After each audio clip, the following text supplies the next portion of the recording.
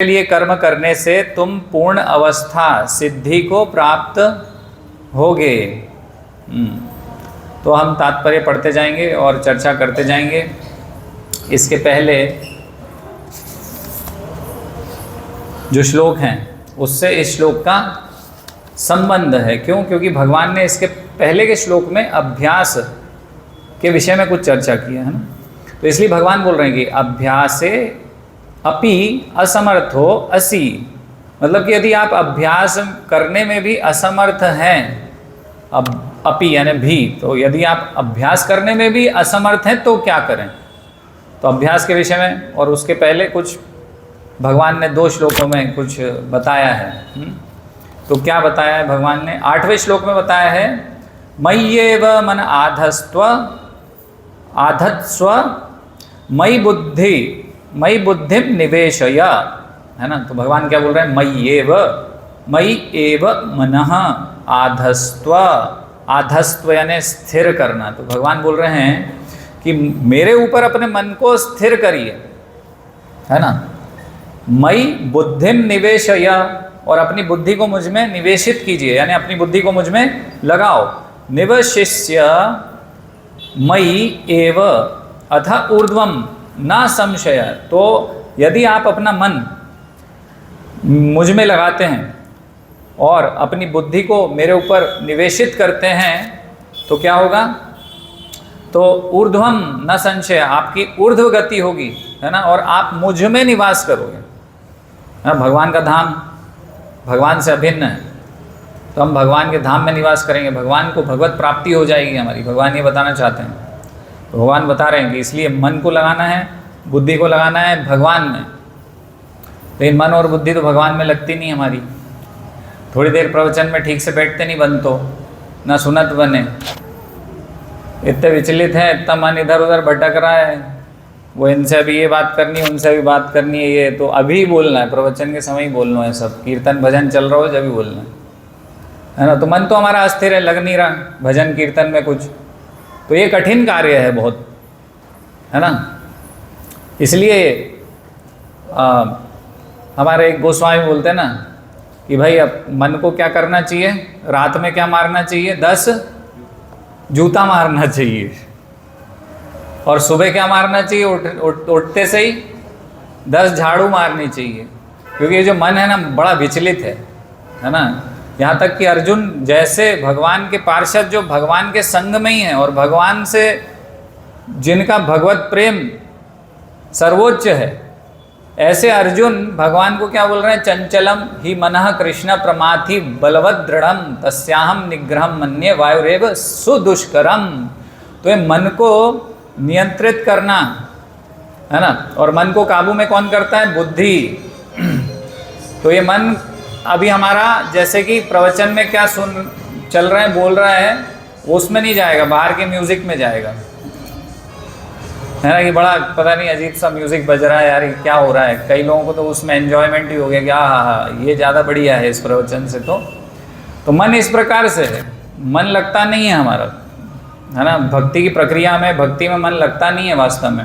अन्य चीज़ों में ज़्यादा रुचि, ईर्ष्या द्वेष काम क्रोध लोभ मोह, इसमें ज़्यादा एकदम से फिक्स हो जाता है, छिपकली की तरह। छिपकली भी नहीं, वो कौन सी वो एक प्रजाति होती थी ना जिसको उपयोग किया जाता था वो किलों की दीवार पे चढ़ने के लिए, गोह है, क्या बोलते हैं उसको? गोटा, गोह।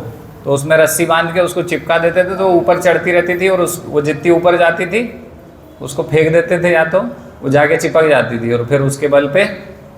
तो हमारा जो चित्त है ना वो गोह की तरह है। तो गोह क्या करेगी? जाके काम के ऊपर चिपक जाएगी, क्रोध के ऊपर चिपक जाएगी, मोह के ऊपर चिपक जाएगी, और फेविकॉल के मजबूत जोड़ से भी मजबूत हो जाती है। वहाँ से निकल के भजन कीर्तन में वैसे नहीं चिपकती, और क्योंकि हमें रुचि भी नहीं होती, हमें रुचि भी नहीं होती, बाढ़ में जाए। वो तो यही बढ़िया है ना, भजन कीर्तन प्रवचन से।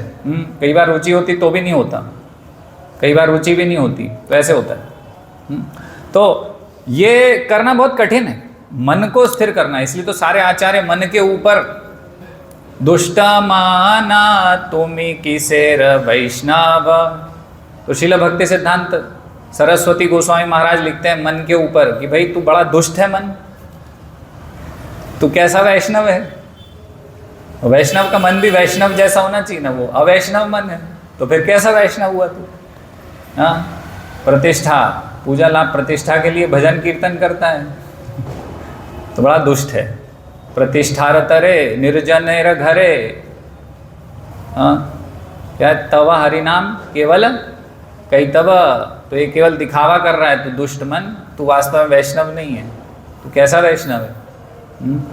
तो इस प्रकार से मन के ऊपर है ना, और भगवान भी मन के ऊपर बोलते हैं, है ना। तो भगवान भी बोलते हैं मन मना भव मत भक्तो, यहाँ भी भगवान बोल रहे हैं मन के विषय में कि मन नहीं लगता ना, तो ये मन के ऊपर मन को लगाना है, तो इसलिए मन और बुद्धि को निवेश करना है भगवान में। उससे क्या होगा, भगवत प्राप्ति होगी और उसमें कोई संशय नहीं है। भगवान कह रहे हैं जिसका मन और बुद्धि स्थिर हो गई, स्थिर चिपक गई, भजन कीर्तन में लग गई, है ना, उसमें आनंद आने लगा अन्य चीज़ों को छोड़ के, तो वास्तव में वो भगवत प्राप्ति कर सकता है ना। ये सफलता की कुंजी है, मन और बुद्धि को भगवान में लगा दिया, भजन कीर्तन में लगा दिया है वास्तव में, है ना। जप कर रहे हैं तो जप हमारा 16 माला में से कितनी बार हम भगवान के नाम को ध्यान पूर्वक सुनते हैं, ध्यान से करते हैं जप, तो बहुत कम हो पाता है, मतलब मन लगता नहीं हमारा जप में भी। तो इसीलिए यहाँ पर मन के विषय में बताया 8वें श्लोक में मन और बुद्धि को लगाना है, जो कि बहुत कठिन है। तो भगवान समझते हैं कि अभी हमारी स्थिति ऐसी नहीं है ना। तो जैसे कि ये LIC बिल्डिंग है ना, तो LIC बिल्डिंग के ऊपर भजन कीर्तन चल रहा है वास्तव में, लेकिन अभी हम लोग यहाँ बैठे नहीं है वास्तव में। कोई तो बाहर मार्केट में बैठा हुआ है, शरीर यहाँ है। मैं मन और बुद्धि के हिसाब से बता रहा हूँ आपको कि कोई तो बाहर मार्केट में बैठा है, कोई अपने घर में बैठा काम कर रहा है, कोई नहा धो रहा है, कोई कपड़े धो रहा है, कोई कपड़े सुखा रहा है, कोई सूखे हुए कपड़े उठा रहा है, कोई प्रसाद बना रहा है, कोई अपना काम में कुछ चिंता कर रहा है। तो वास्तव में जो हमारा चिंतन है हम वहीं पे ही हैं, शरीर यहाँ होने से कोई मतलब नहीं। तो वास्तव में तो कोई मार्केट में बैठा हुआ है, कोई नीचे वाली पहली सीढ़ी पे बैठा है, कोई दूसरे टापू पे बैठा है, वो फर्स्ट फ्लोर वाले, कोई वहाँ पे चेयर लगी वहाँ बैठा हुआ है व्यक्ति। तो वास्तव में जिसका मन यहाँ पर है उसके शरीर के साथ वो ही बैठा हुआ है, वही श्रवण कीर्तन कर रहा है। तो जो ये निवेश कर पाएगा इस प्रकार से वो भगवत प्राप्ति कर पाएगा।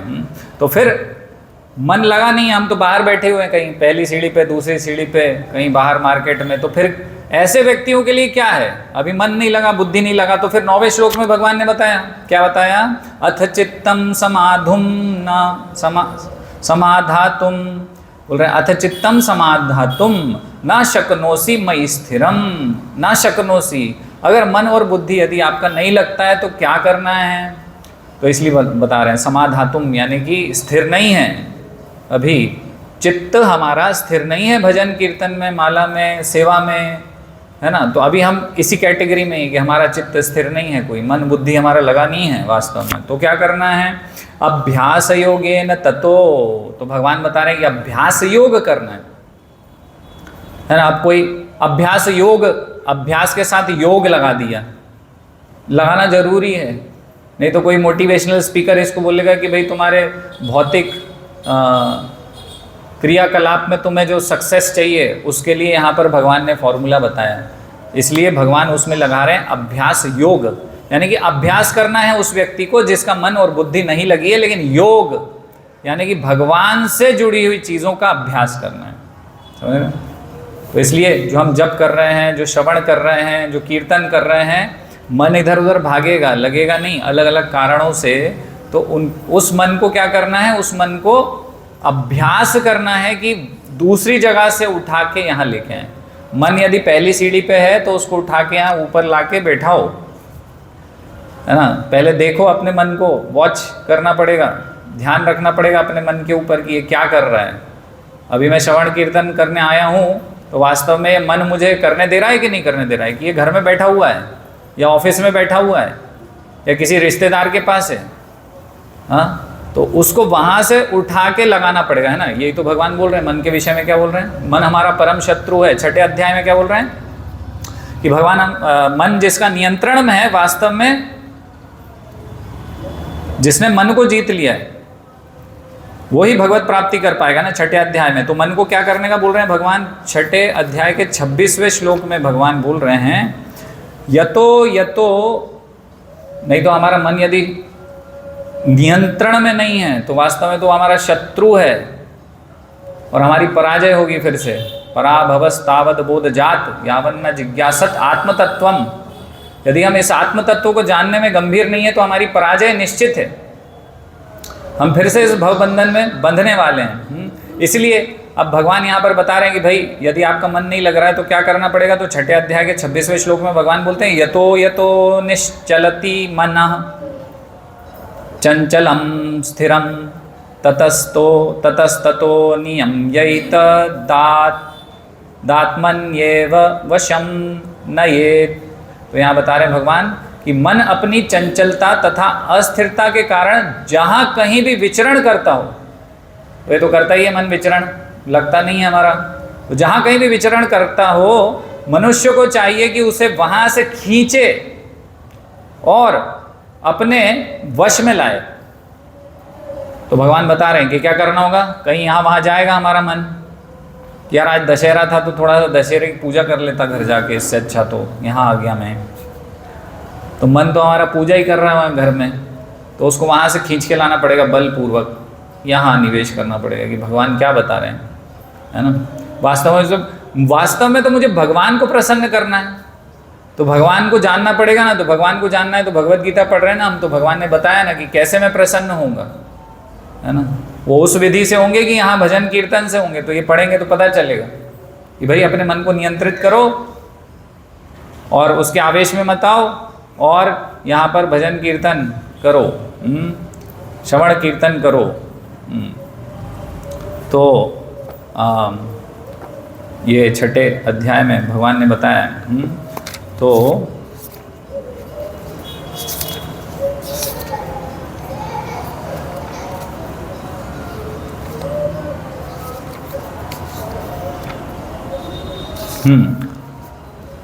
तो 9वें श्लोक में हम चर्चा कर रहे हैं। भगवान बोल रहे हैं कि यदि आपका मन नहीं लग रहा है, भगवान में स्थिर नहीं हो पा रहा है, तो अभ्यास योगेन ततो माम इच्छाप्तुम धनंजय। तो अभ्यास करना होगा, है ना, मन को लगाने का भगवान में। तो आप अभ्यास कीजिए और माम इच्छाप्तुम धनंजय, है ना। हे अर्जुन, हे धनंजय, यदि तुम अपने चित्त को अविचल भाव से मुझ पर स्थिर नहीं कर सकते तो तुम भक्ति योग के विधि विधानों का पालन करो, है ना। तो इसीलिए वास्तव में कलयुग की विधि क्या है? क्या है? हरिनाम संकीर्तन यज्ञ, जिसमें भगवान का नाम लेना है। केवल नाम लेने मात्र से आपका उद्धार हो जाएगा, भगवत धाम की प्राप्ति हो जाएगी, भगवत प्राप्ति हो जाएगी, भगवत प्रेम मिल जाएगा। तो कलयुग का युग धर्म तो वास्तव में हरिनाम संकीर्तन यज्ञ है। लेकिन फिर हम ये पूजा अर्चना क्यों करते हैं, जो कि दूसरे युग की विधि है। द्वापरे परिचर्यायाम, द्वापर की विधि है ना ये, परिचर्यायाम, है ना। क्योंकि अभी हमारा मन स्थिर नहीं हुआ भगवान में, हम अपराध युक्त नाम लिया करते हैं, नाम अपराध के साथ नाम लेते हैं। तो मन अभी हमारा लगा नहीं है ना भगवान में। इतनी महिमा सुनने के बाद भी अभी हमारा मन नहीं लगा भगवान में। तो इसलिए इस प्रकार की सेवा से हमारा मन भगवान में स्थिर हो।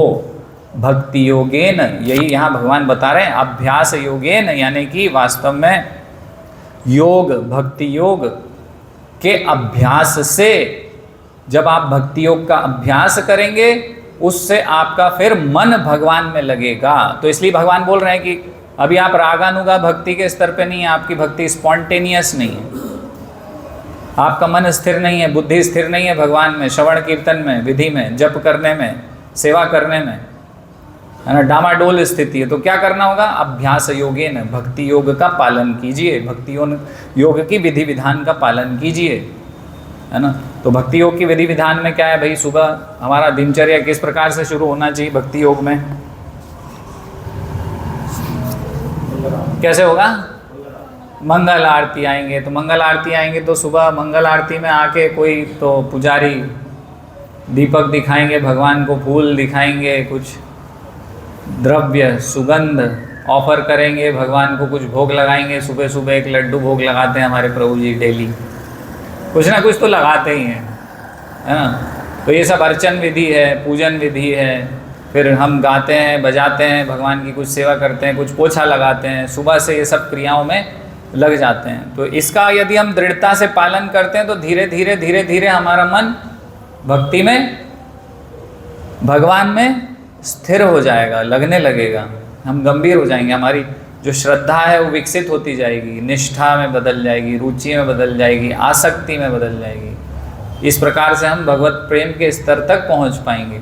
तो इसलिए ये विधि भगवान बता रहे हैं यहाँ पर कि ये करना चाहिए। आपका मन अभी भगवान में नहीं लगा है, अन्य जगह लगा हुआ है, तो इसलिए ये बता रहे हैं भगवान कि आप विधि विधानों का पालन करें, तो मंगल आरती करें, इस प्रकार से गुरुवार के सत्संग कार्यक्रम में जाएं, आएँ, कुछ सेवा करें, कुछ भोग बनाने की सेवा में कुछ सहायता करें, कुछ क्लीनिंग में सहायता करें, कुछ पुस्तक वितरण में सहायता करें। इस प्रकार से जो कार्य हम कर रहे हैं, है ना। तो वास्तव में प्रत्यक्ष विधि की बात कर रहे हैं प्रभुपाद, है ना। 16 माला करें, यहाँ पर तात्पर्य में प्रभुपाद बता रहे हैं ना कि भाई प्रत्यक्ष विधि क्या है। भगवान भी यही बता रहे हैं, भक्ति योग की विधि का पालन करो आप। आपका मन नहीं लगता, बुद्धि नहीं लगती भगवान में, भक्ति में, तो आप यही करिए, क्या करिए, विधि का पालन करते रहिए, है ना। जो भी विधि बताई गई है ना, किचन में बर्तन अभी लगते हैं तो फिर बाद में उसको धोना होता है, तो ये सब विधि है क्लीनिंग के लिए, हाँ, क्लीनिंग करना चाहिए। ये सब विधि करेंगे भक्ति योगेन में, इसका पालन करेंगे, अभ्यास करेंगे इसका, यानी बार बार करेंगे, बार बार करेंगे, बार बार करेंगे, तो उससे क्या होगा, क्या होता है उसके अभ्यास से, हाँ वेरी गुड। लेकिन उसके पहले क्या होता है, मन लगने के पहले हैबिट आ जाती है। हाँ हैबिट तो बात तो सही है।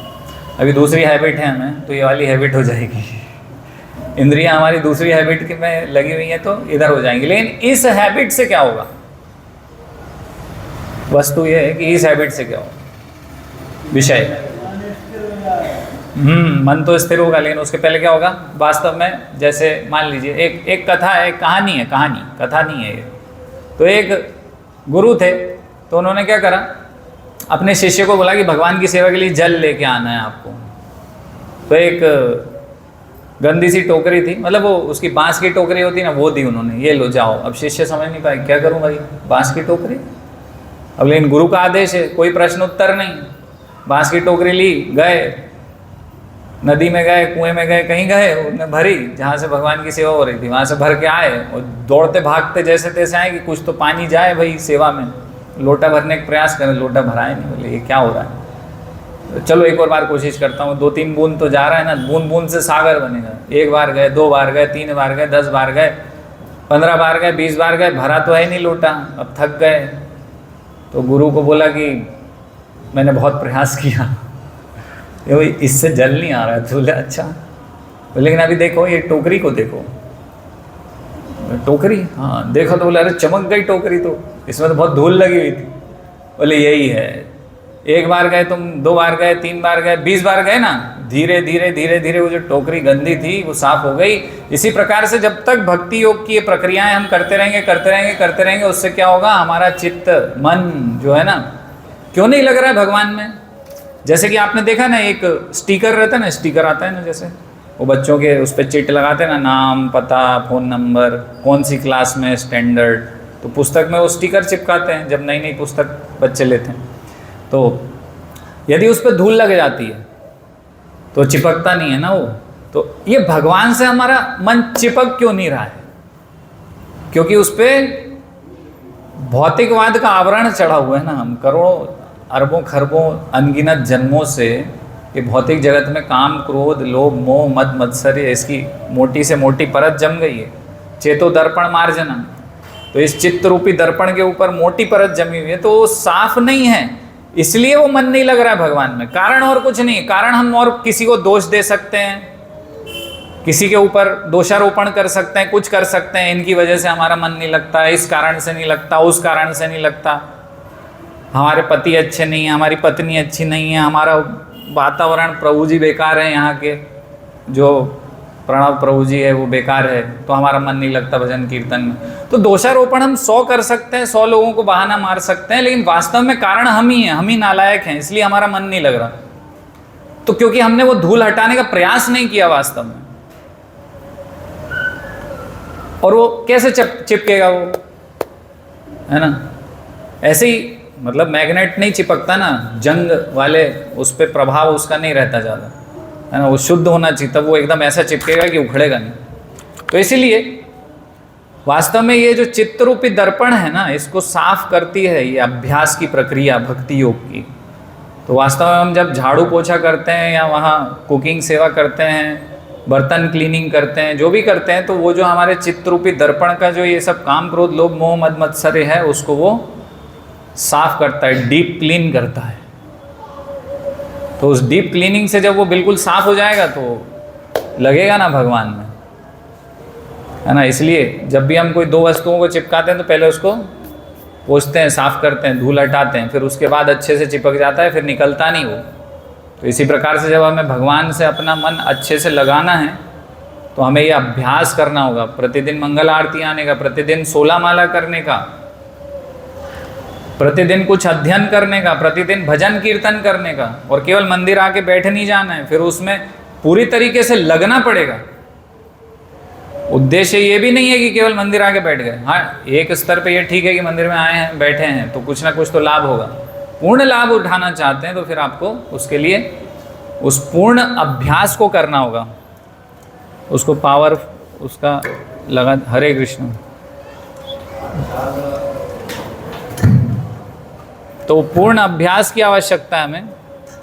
अपूर्ण अभ्यास से हमारी भक्ति अपूर्ण ही रह जाएगी, और इसलिए हमारा अभ्यास पूर्ण है कि अपूर्ण है, ये जानना महत्वपूर्ण है।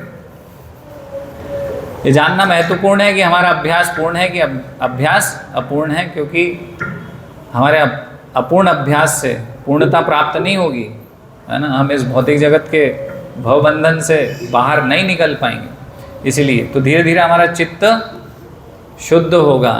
ऐसा उदाहरण आता है ना, जैसे ध्रुव महाराज जिन्होंने अभ्यास किया, तो गुरु ने मंत्र दिया, नारद मुनि मिले, नारद मुनि ने बताया भाई ये मंत्र करिए, तो उन्होंने वो तपस्या किया, 6 महीने के अंदर भगवत प्राप्ति हो गई। जब उन्होंने पूरा अभ्यास अच्छे से किया, जो भी उन्होंने मंत्र दिया था, तपस्या उनको सिखाई, उन्होंने किया ना, तो इस प्रकार से उदाहरण आता है। तो हाँ, तो ये हम चर्चा कर रहे हैं कि भाई जिनका मन, पहली बात तो भगवान ने बोला मन लगाओ, बुद्धि लगाओ मुझ में, मन और बुद्धि नहीं लग रही है तो अभ्यास करो भक्ति योग का अच्छे से।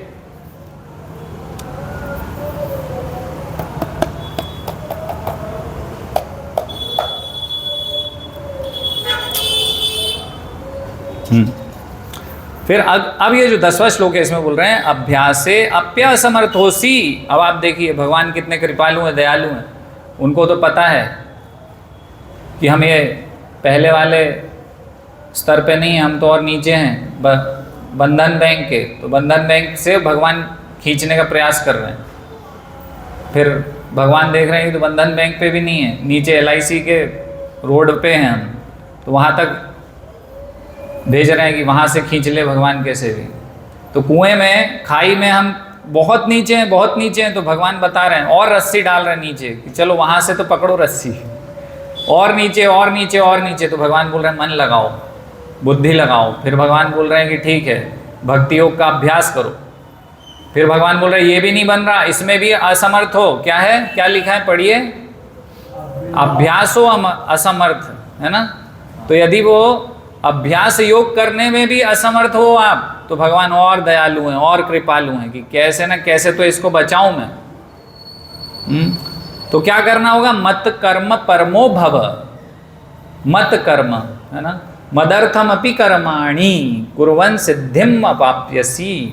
तो भगवान बोल रहे हैं क्या करना है, मत कर्म यानी मेरे कर्म के प्रति परमः परायण बनो, है ना? भव मत अर्थम, मेरे लिए, मतलब मेरे लिए कार्य करो, कर्माणि अपि, मेरे लिए कार्य करो। इससे क्या होगा, कुर्वन् सिद्धिम, तो आप सिद्धि को प्राप्त होगे। तो ये भी नहीं कर सकते हो, भक्ति योग भी नहीं कर सकते, तो क्या करो, मत कर्म परम बनो, है ना। अब अभ्यासे अपि असमर्था असी, है ना।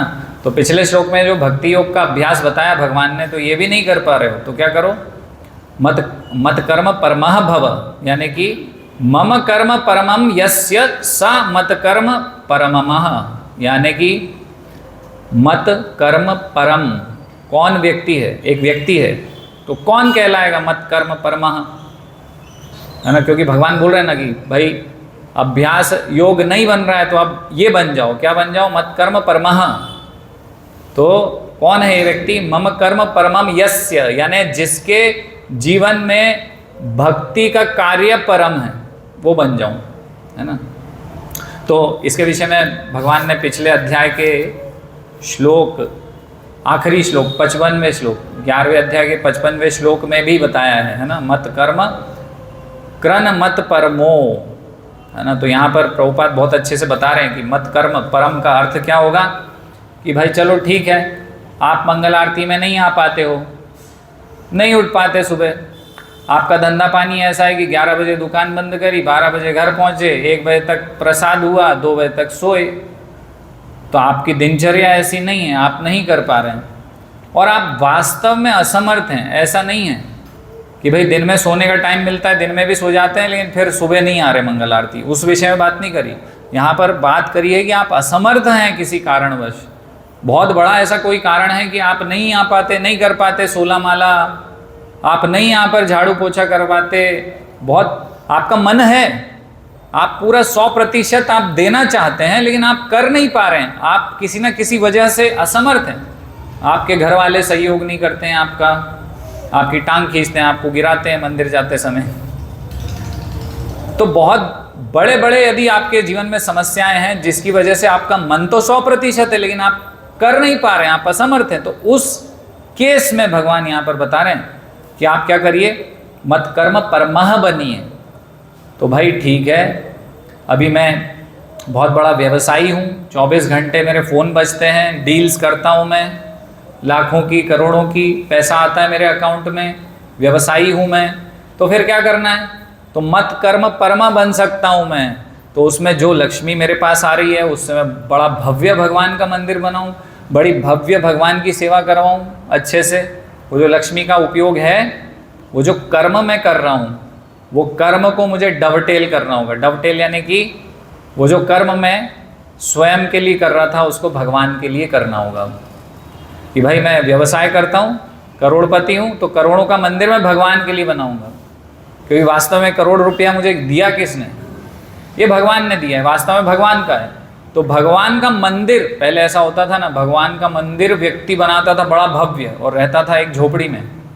तो ये ब्राह्मण कौन होते थे, ये ऐसे ही करते थे ना। जैसे हमने अभी वृंदावन गए थे तो सनातन गोस्वामी के मदन मोहन मंदिर गए, तो बड़ा अरबपति खरबपति व्यापारी था, तो वो कुछ देना चाहता था, तो सनातन गोस्वामी ने क्या करा, खुद के पास रख के महल बनवाया अपने लिए? नहीं। इसलिए ब्राह्मण या भक्त कैसे होते हैं, जो भी आता है उसको समझते हैं कि भगवान का है, तो भगवान के लिए महल बनवाते हैं ऐसे आलीशान, है ना। तो ऐसे बड़े बड़े मंदिर बनवाएंगे और खुद रहेंगे तो कैसे रहेंगे, साधारण जीवन जिएंगे। तो इसलिए ये इसको बोलेंगे मत कर्म परमः। तो जो भी हमारे पास है लक्ष्मी इत्यादि, वो हम भगवान के लिए उपयोग करें। मंदिर बनवा सकते हैं, यहाँ प्रभुपाद बता रहे हैं, और जबरदस्त ऐश्वर्यपूर्ण अर्चा विग्रह की सेवा करवाएं। फिर हम मतलब जो लोग ये सेवाओं में लगे हैं उनको पूर्ण रूप से सपोर्ट करें। तो पिछले जो श्लोक का तात्पर्य था वो था प्रत्यक्ष सेवा से, जहाँ पर अभ्यास योग की बात की जा रही है कि प्रत्यक्ष जो सेवा कर पा रहे हैं, जो मंदिर में प्रतिदिन मंगल आरती आ रहे हैं या फिर ब्रह्मचारी बन गए, उन्होंने समर्पित कर दिया अपना जीवन कि अब हम सब कुछ छोड़ के अभी भक्ति में भगवान की भव्य सेवा में अपना जीवन देंगे, समर्पण कर देंगे। अभी यहाँ पर अप्रत्यक्ष सेवाओं के विषय में प्रभुपाद भगवान बता रहे हैं, यहाँ पर तात्पर्य में प्रभुपाद समझा रहे हैं कि फिर आप मत कर्म परमा बन जाइए, अभ्यास योग नहीं हो रहा। तो पहले बता रहे हैं कि मन बुद्धि आपका भगवान में लगा लीजिए, वो तो लगता नहीं है, कलयुग में बहुत मुश्किल है। तो फिर बोलेगी इसलिए भक्ति योग का अभ्यास कीजिए जिससे आपका मन स्थिर हो जाए, वो भी नहीं हो रहा है, तो अब क्या करना है, जो आपके कर्म फल हैं वो भगवान को समर्पित कर दीजिए, है ना। तो ये श्लोक में इस प्रकार से वर्णन है पूरा। तो और फिर किस प्रकार से करेंगे समर्पित भगवान को, किस प्रकार से भक्ति करेंगे, जैसा भगवान ने बताया वैसा करेंगे, मनगढ़ंत तरीके से नहीं करेंगे। तो भगवान ने बोला पत्रम पुष्पम फलम तोयम यो में भक्त्या प्रयच्छति। तो मत कर्म परमा का एक अर्थ हम यदि चर्चा करें तो भाई पत्रम, तो पत्र यानी तुलसी पत्र, तो भगवान को तुलसी पत्र चढ़ाएं, तुलसी की माला, पत्र की माला बना के नरसिंह भगवान को जैसे हम चढ़ाते हैं वैसे चढ़ाएं, है ना। तो उसके लिए तुलसी जी हमको लगानी पड़ेगी, तो ये करें, इस प्रकार के कर्म करें। घर में तुलसी जी उगाएं, घर में पुष्प उगाएं, पत्रम पुष्पम फलम, कहीं से कुछ फल लेके आएं या खुद उगाएं भगवान के लिए शुद्ध पेस्टिसाइड फ्री, ये कार्य करिए ना। ये इस प्रकार के, इसको बोलेंगे मत कर्म परमा। जैसे भक्तिग्राम में कर रहे हैं, क्या कर रहे हैं, यही सब कर रहे हैं, शुद्ध चीज़ें, गाय का दूध शुद्ध, इनसे बनी हुई वस्तुएं भगवान को भोग लगा रहे हैं। तो ये वास्तव में मत कर्म परमा है। तो इस प्रकार से हम कार्य कर सकते हैं। जैसे कि भाई अभी मैराथन आने वाला है, तो मैराथन में भगवत गीता हमें बांटनी है प्रभुपाद को प्रसन्न करने के लिए अधिक से अधिक। वैसे तो वैसे भी पुस्तक वितरण करना है, तो भाई ठीक है, आप पुस्तक वितरण में जाइए, बहुत अच्छी बात है, ये तो प्रत्यक्ष हो गया, ये अभ्यास योग हो गया। लेकिन आप अभ्यास योग नहीं कर पाते हैं, तो आप कम से कम ये कीजिए कि 21 भगवत गीता का वितरण हमारी तरफ से कीजिए, तो लक्ष्मी दे दीजिए। क्योंकि आप जा नहीं पा रहे हैं, तो आप फिर अभ्यास योग की कैटेगरी में नहीं आ पा रहे, तो कम से कम मत कर्म परमा बनिए। उससे भी भगवान बोल रहे हैं कि धीरे धीरे आपका विकास होगा भक्ति का, और आप ऊपर की सीढ़ी पे पहुंचेंगे, अभ्यास योग तक पहुंच जाएंगे भगवान की कृपा से। तो इतना करना चाहिए। इस प्रकार से हम विचार कर सकते हैं और किस प्रकार से हम सेवा में लगें, कैसे ना कैसे लगें। कुछ नहीं तो भाई कोई कॉलोनी में हमारी पहचान है, तो वहाँ हम कोई कंपनी में पहचान है, तो हम इस प्रकार से मत कर्म परमा बन सकते हैं कि भाई हम कुछ वहाँ अपना कांटेक्ट दे दें। कुछ नहीं तो बता दें कि भाई वो आपका भागवतम सेट ले लेंगे, हमने बोल दिया आप चले जाइए। हम थोड़ा सा परमिशन लेके रखते हैं कॉलोनी में, वो कंपनी में, आप प्रोग्राम कीजिए, पुस्तक वितरण कीजिए। तो इस प्रकार से मत कर्म परमा बन सकते हैं। तो सेवा तो हम किसी भी परिस्थिति में कर ही सकते हैं, है ना। इसलिए भगवान हर परिस्थिति में, जिस भी आप निम्न से निम्न स्तर पे हैं, आप कहीं की बहुत बड़ी धूपगढ़ की खाई के नीचे गिर गए, तो भी भगवान वहाँ तक भी रस्सी पहुँचा रहे हैं। तो कुछ तो करो, कैसे ना कैसे तो धीरे धीरे। आगे के श्लोकों में भगवान और बताएंगे कि भैया ठीक है, कुछ नहीं तो कर्म फल त्याग करो, ज्ञानी के स्तर पर पहुँचो, ज्ञानी से तुम ब्रह्म ज्ञान ले लो, ब्रह्म का ज्ञान होगा तो उसके बाद धीरे धीरे आगे बढ़ो और फिर भक्ति योग तक पहुँचो। मतलब ज्ञान योगी से ध्यान योगी पे आओ, ध्यान योगी से फिर भक्ति योग पे आओ, कैसे ना कैसे तो आओ, है ना। इसलिए योगा लैडर के विषय में चर्चा हुआ है, पिछले अध्यायों में हमने चर्चा किया था कि योग की सीढ़ी है ना। कर्म योग, ज्ञान योग, ध्यान योग, भक्ति योग, इस प्रकार से। तो किसी भी सीढ़ी पे आप नीचे हैं तो भगवान आपको सहायता भेज रहे हैं कि किसी ना किसी प्रकार से तो डायरेक्टली इनडायरेक्टली मेरी सेवा में लग जाओ, और धीरे धीरे शुद्धिकरण होते होते, मेरी कृपा प्राप्त करते करते आपको भक्ति योग तक पहुंचना है, भगवत प्रेम तक पहुंचना है, फिर आप भगवत धाम तक पहुंच सकते हैं। तो भगवान बड़े कृपालु हैं, दयालु हैं, इसलिए बता रहे हैं कि ये नहीं तो ये सही, ये नहीं तो ये सही, है ना, इस प्रकार से। तो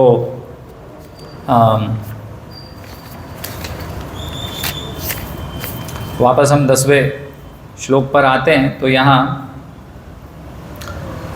मत कर्म परमो भव मदर्थमपि कर्माणि कुर्वन् सिद्धिम अवाप्स्यसि। तो यहाँ पर ये बता रहे हैं प्रत्यक्ष अप्रत्यक्ष के रूप में ना। तो वास्तव में जैसे प्रभुपाद के लीला में यदि हम उदाहरण चर्चा करें तो प्रभुपाद श्रीमद् भागवतम लिख रहे थे, मतलब वो तो रिकॉर्ड करते थे, बाकी फिर भक्त लोग उसको प्रिंटिंग तक ले जाते थे कैसे ना कैसे रिकॉर्डिंग को। तो प्रभुपाद को पता था कि अभी मैं कितना समय तक लीला करने वाला हूँ। तो प्रभुपाद ने सोच लिया था कि मैं इसलिए दशम स्कंद की टीका तो एक शॉर्ट फॉर्म में पहले से ही दे दूँगा, है ना, बहुत ज़्यादा विस्तृत नहीं, छोटा एक पुस्तक में पूरे दशम स्कंद की लीलाएं भगवान की दे दूंगा, पूरा शब्दार्थ अनुवाद नहीं, एक एक श्लोक का, लेकिन जितनी लीला हुई हैं दशम स्कंद की वो सब लिख के जाऊंगा। तो प्रभुपाद ने क्या करा, कृष्णा बुक का प्रिंट करवाने के लिए उसका सब जो मैटर था वो दे दिया अपने शिष्यों को। लेकिन लक्ष्मी नहीं था उस समय इस्कॉन के पास। आज तो सब सोचते हैं कि अरे इतने मंदिर हैं और बहुत पैसा है, बहुत पैसा है, और पैसा है भी ना। भक्त लोग इतना परिश्रम करते हैं, पैसा जुटाते हैं, मंदिर बनवाते हैं इतने बड़े बड़े, है ना।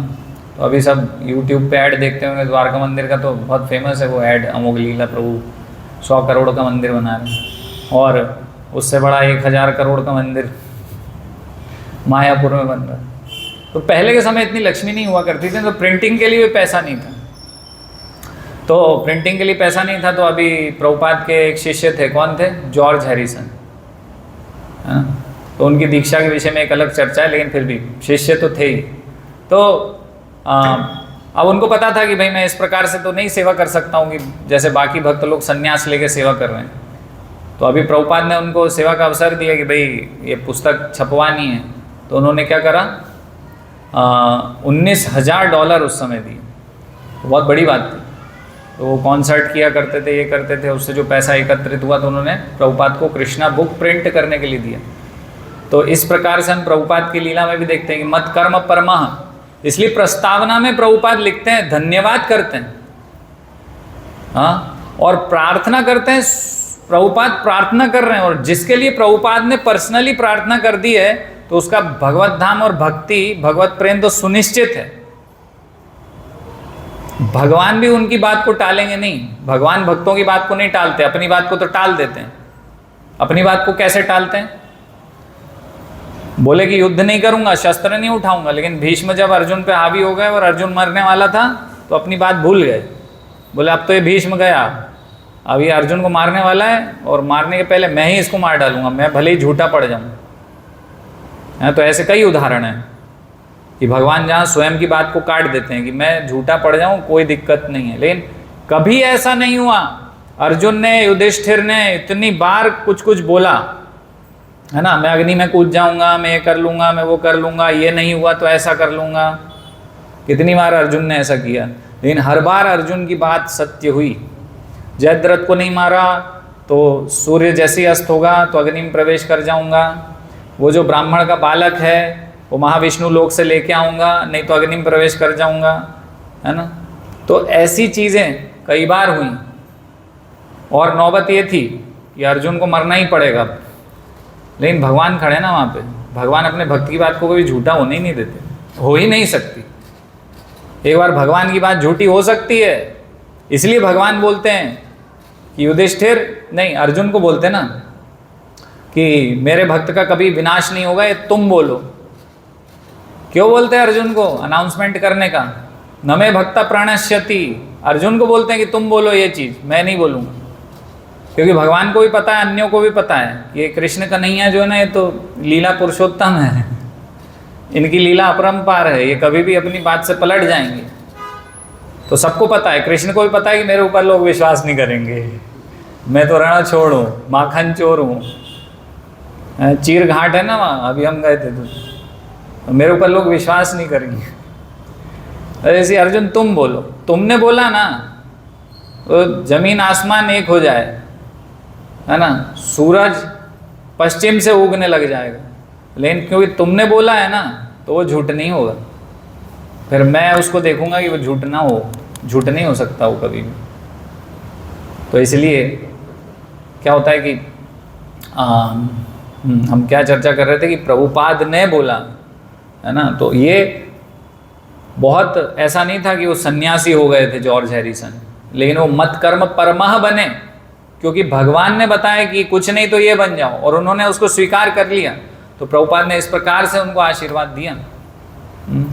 और प्रभुपाद, हाँ, प्रभुपाद का जब अंतिम समय चल रहा था, प्रभुपाद की लीला अंत होने वाली थी, उस समय प्रभुपाद भगवत धाम लौटने वाले थे। उस समय प्रभुपाद को याद आई जॉर्ज हैरिसन की। एक भक्त को बोला, इधर आओ, ये लो मेरी अंगूठी जॉर्ज हैरिसन को देना। तो ऐसे महान भक्त के जितने हजारों शिष्य थे उनमें से जॉर्ज हैरिसन, मतलब कई तो उनकी 24 घंटे सेवा कर रहे थे ना, जॉर्ज हैरिसन ने तो नहीं करी, लेकिन क्योंकि वो मत कर्म परमाह बने तो उनको एक अंगूठी दी कि ये पहुंचाना जॉर्ज हैरिसन तक। मैंने उसको याद किया था, पता चले, क्योंकि ऐसे समय पे प्रभुपाद के लिए उन्होंने कुछ सेवा किया। प्रभुपाद की हार्दिक इच्छा थी कि ये पुस्तक प्रिंट हो, तो इसलिए पुस्तक प्रिंट, अभी तो पुस्तक प्रिंट हो रही है, हम खरीदते हैं बीबीटी से, तो प्रिंट होने के लिए तो जो सन्यासी महाराज जो लिख रहे हैं पुस्तकें, उनसे संपर्क करना होगा। दूसरी सेवा इस प्रकार से हम कर सकते हैं कि भाई हम कुछ पुस्तकें स्पॉन्सर कर सकते हैं कि भाई हमारे पास तो भगवत गीता है, तो भक्त बोलते हैं कि हमारे पास तो पुस्तक है, लेकिन इसके आगे की सेवा यह है कि अन्यों तक पुस्तक पहुँचे। तो हर महीने कुछ डोनेशन दे सकते हैं पुस्तक वितरण के लिए कि भाई 11 भगवत गीता, 21 भगवत गीता, 51 भगवत गीता मेरी तरफ से बंटवाइए आप। तो अभी हम ग्राम विद्यादान फिर से शुरू करेंगे, तो इसकी बहुत आवश्यकता है। तो इस प्रकार से हम कर सकते हैं, अप्रत्यक्ष मत कर्म परमः बन सकते हैं, भगवान की वाणी को सार्थक कर सकते हैं, उसको अपने जीवन में उतार के दिखा सकते हैं इस प्रकार से। तो अब हम जल्दी से तात्पर्य पढ़ के यहीं पे ही विराम देंगे। तो तात्पर्य, यदि कोई गुरु के निर्देशानुसार भक्ति योग के विधि विधानों का अभ्यास नहीं कर पाता तो भी परमेश्वर के लिए कर्म करके उसे पूर्णावस्था प्रदान कराई जा सकती है। यह कर्म किस प्रकार किया जाए, इसकी व्याख्या 11वें अध्याय के 55वें श्लोक में पहले ही की जा चुकी है। अभी हमने जो चर्चा किया ना, मनुष्य में कृष्ण भावनामृत के प्रचार हेतु सहानुभूति होनी चाहिए। तो सबसे पहले तो ये जो प्रचार हो रहा है इसके पहले सहानुभूति हो, यहाँ ये बहुत बढ़िया कार्य हो रहा है ना, इसकी भर्त्सना नहीं होनी चाहिए, इसके प्रति सहानुभूति हो। ऐसे अनेक भक्त हैं जो कृष्ण भावनामृत के प्रचार कार्य में लगे हैं, उन्हें सहायता की आवश्यकता है, क्योंकि अभी अप्रत्यक्ष सेवा के बारे में है, पिछले श्लोक में प्रत्यक्ष सेवा के बारे में था, तो इसलिए उस प्रकार से प्रभुपाद तात्पर्य में लिख रहे हैं ना। ये चीज़ परम नहीं है कि यही करना है बस मैं तो दूर से सपोर्ट करूँगा। आप 16 माला कर सकते हैं तो करिए, मंगल आरती आ सकते हैं तो करिए, वो श्रेष्ठ है, क्योंकि ये जो मत कर्म परमाह है इसके बाद की स्टेप तो यही है ना। ये मत सोचिए कि बस इसी पे ही आश्रित रहेंगे और इसी से ही हुआ हमारा कल्याण तो हो जाएगा, है ना।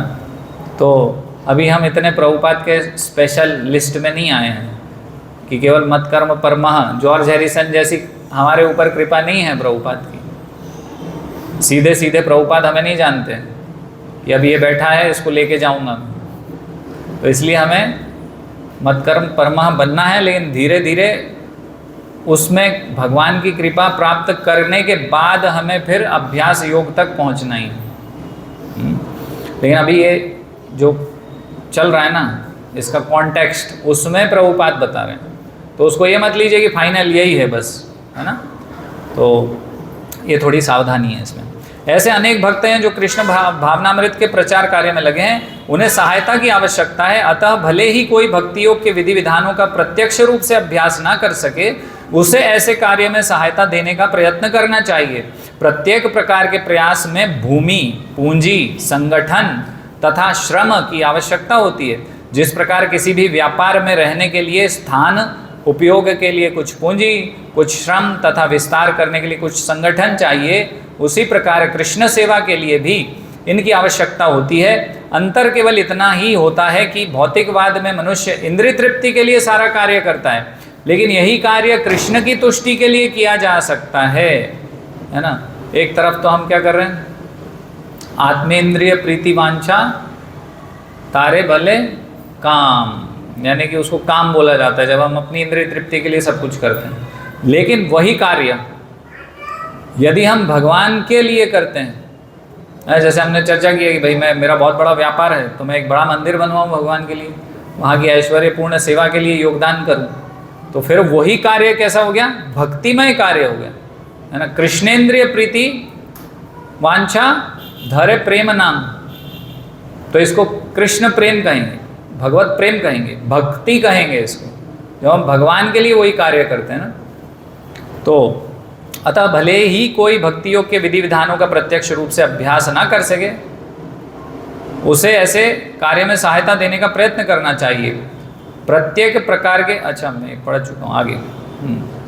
उपयोग के लिए कुछ पूंजी, कुछ श्रम तथा विस्तार करने के लिए कुछ संगठन चाहिए, उसी प्रकार कृष्ण सेवा के लिए भी इनकी आवश्यकता होती है। अंतर केवल इतना होता है कि भौतिकवाद में मनुष्य इंद्रिय तृप्ति के लिए सारा कार्य करता है, लेकिन यही कार्य कृष्ण की तुष्टि के लिए किया जा सकता है, यही दिव्य कार्य है। तो वही भौतिक कार्य हो जाता है जब हम अपने लिए करते हैं, और दिव्य कार्य हो जाता है जब हम भक्ति करते हैं, भक्ति के लिए कार्य करते हैं, भगवान के लिए जब कार्य करते हैं तो वो दिव्य हो जाता है, फिर वो भौतिक।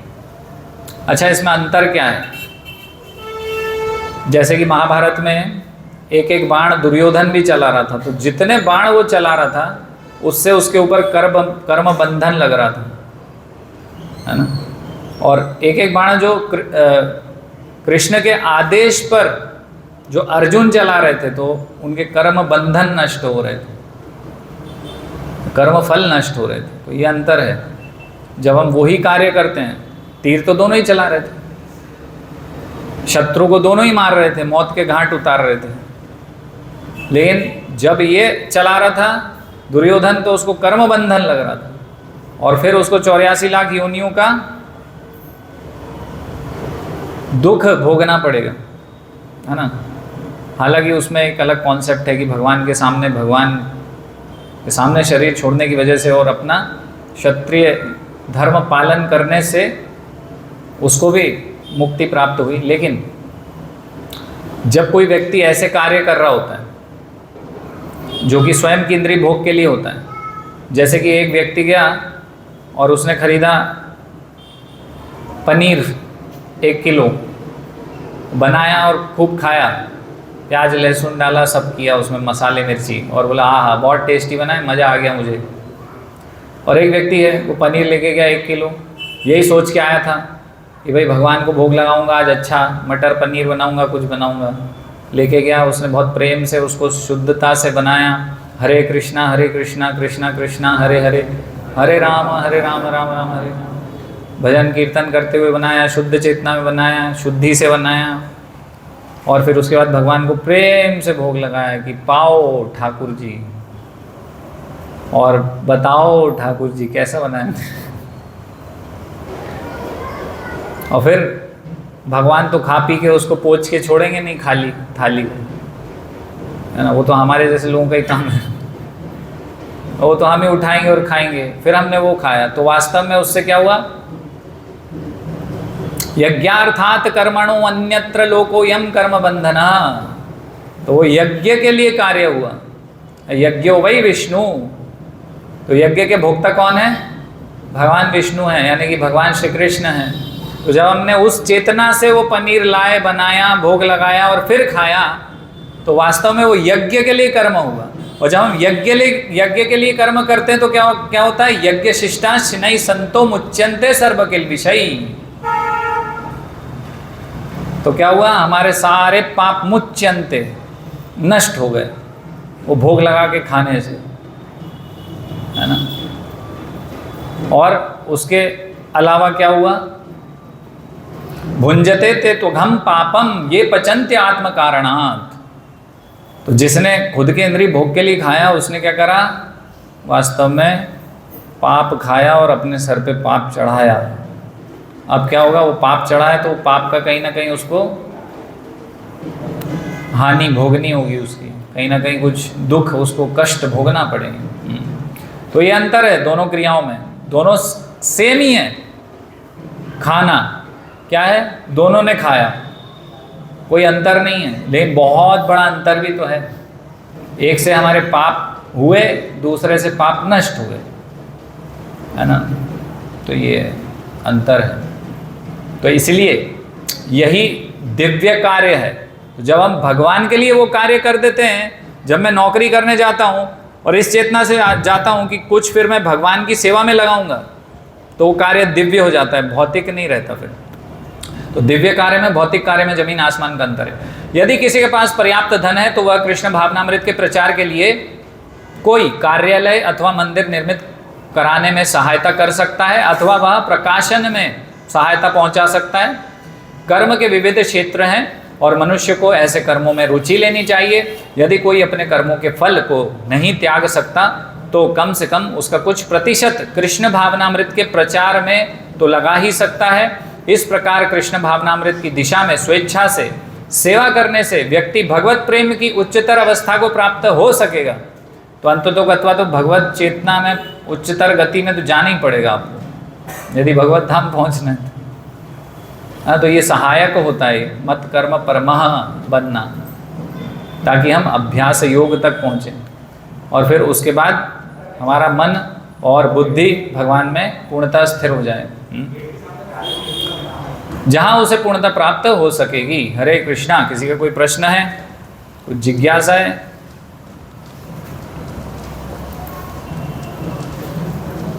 कुछ बोलना चाहते हैं?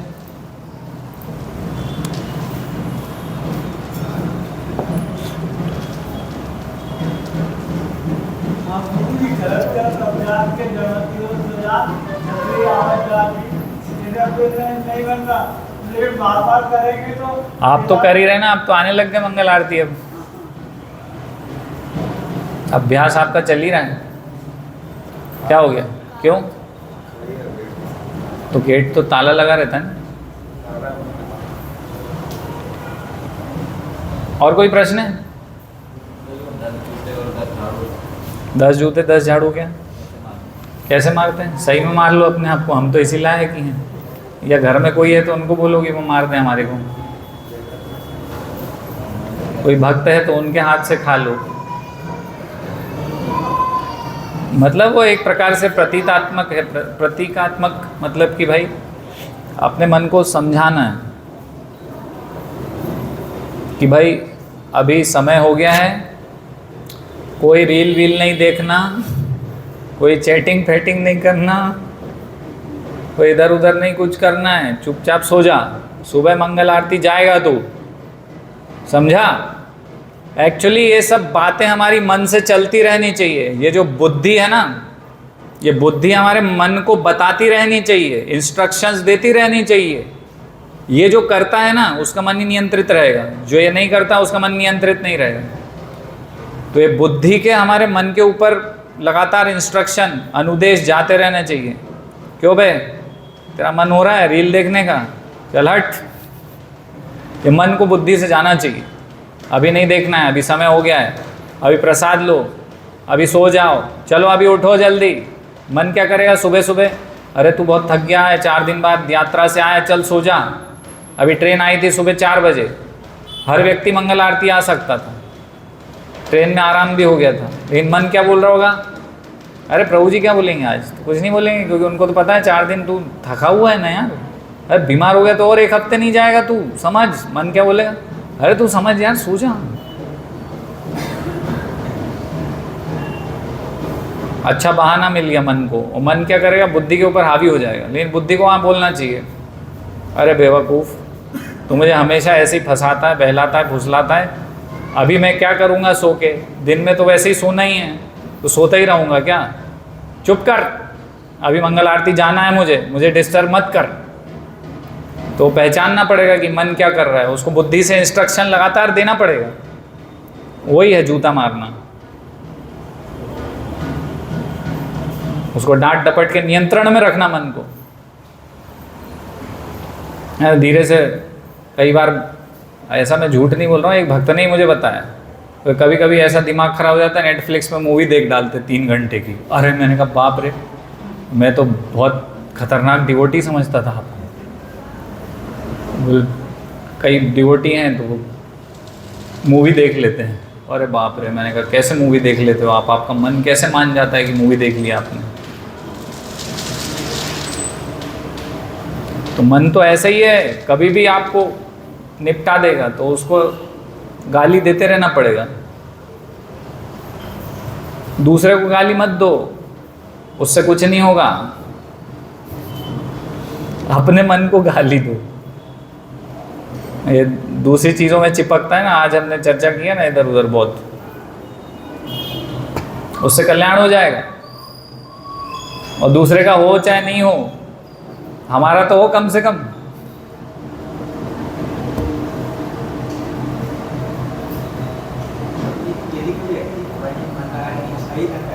हाँ, मन लगाने की इच्छा ही नहीं करे तो वो असुर है, उसको उसके हाल पे छोड़ दो उस असुर को। जा भाई, भगवान तुझे मृत्यु के समय मिलेंगे जब तुझे नरक में डालेंगे, मतलब भगवान के यमदूत मिलेंगे, वो भगवान के ही तो प्रतिनिधि।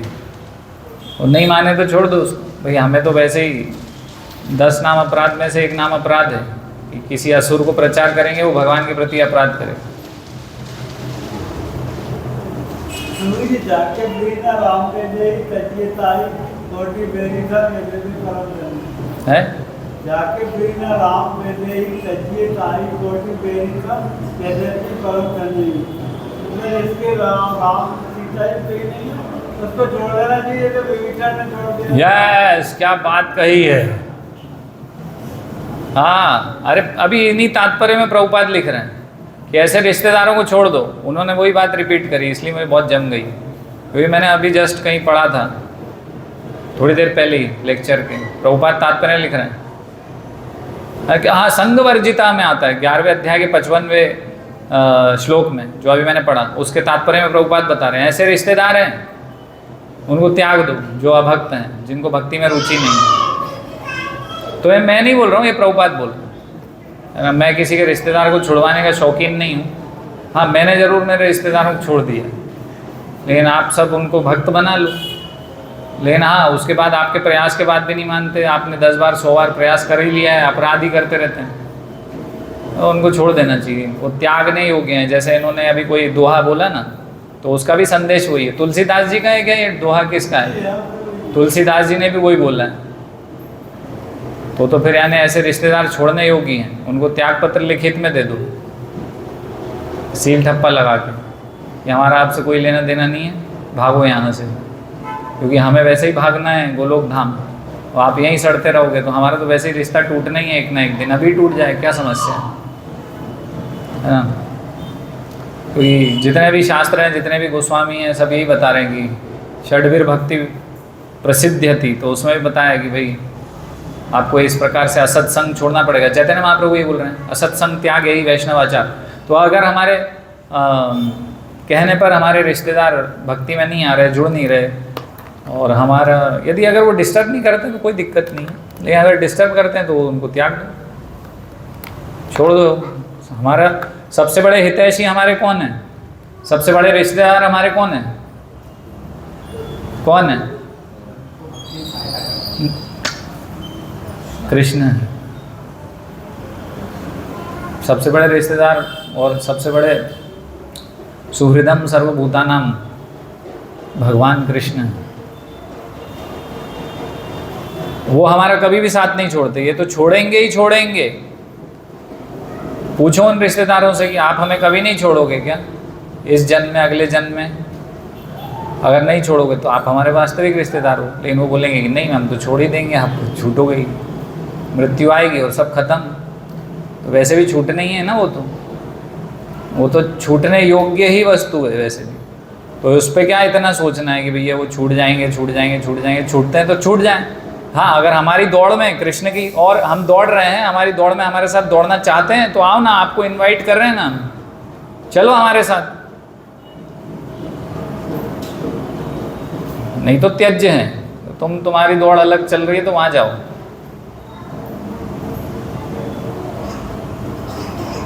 नहीं तो फिर आपका असत्संग कभी छूटेगा नहीं, और संग का प्रभाव तो आपके ऊपर होगा ही होगा।